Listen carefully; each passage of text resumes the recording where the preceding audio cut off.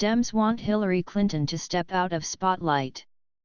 Back in March, Hillary Clinton announced at a St. Patrick's Day event in Scranton, Pennsylvania that she was finally ready to put her presidential loss behind her and re-enter the political fray. "I am ready to come out of the woods and to help shine a light on what is already happening around kitchen tables, at dinners like this," Clinton told the women's group, according to the New York Times. Less than 3 months later, her fellow Democrats have a stern demand for the former Democrat standard-bearer: "Get the heck back in the woods." That's according to The Hill, which contacted more a dozen Democrats who have been infuriated by comments Clinton has made blaming the DNC for her loss last November. The most recent of these remarks came at the RECODE conference in California last week, in which she said, "I inherit, ed, nothing from the Democratic Party. I mean, it was bankrupt, it was on the verge of insolvency, its data was mediocre to poor, non-existent, wrong. I had to inject money into it, to keep it going. Good God, what is she doing?" a source described as a longtime aide said. "She's apparently still really, really angry. I mean, we all are.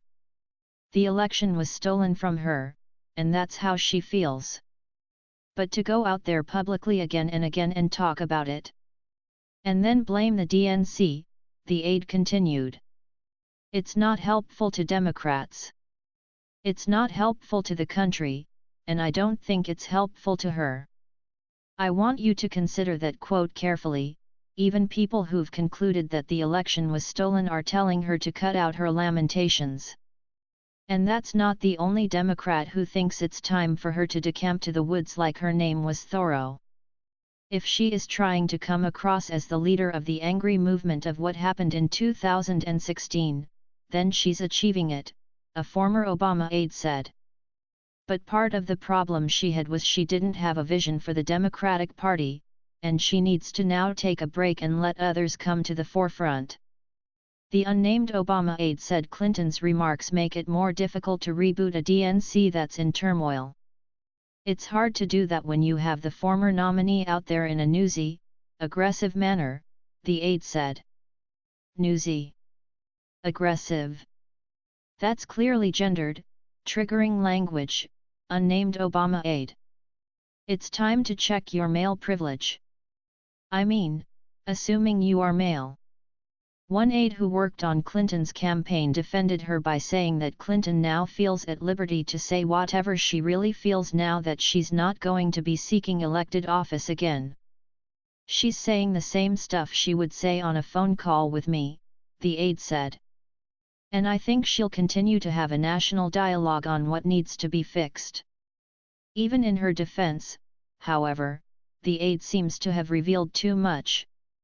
"We've long suspected that this is the real Hillary Clinton, petty, vindictive, and totally unwilling to engage with anyone who doesn't judge her in the same vainglorious way she judges herself." Before November 8 of last year, Democrats were more than willing to overlook these ghastly character flaws, mostly because they believed Clinton was their ticket to retaining the White House. She wasn't, and they've suddenly discovered that the fire hose of Hillary's wrath previously directed at the vast right-wing conspiracy is now being trained upon them. However, it's difficult to have sympathy for these Democrats. As long as they believed Clinton was a winning steed, they were more than willing to ride her, no matter how glaring her flaws were. In defeat, she's turned into a bucking bronco, eager to throw her supporters off the mount and trample them as vengeance. If the Democrats didn't see this coming, they have only themselves to blame.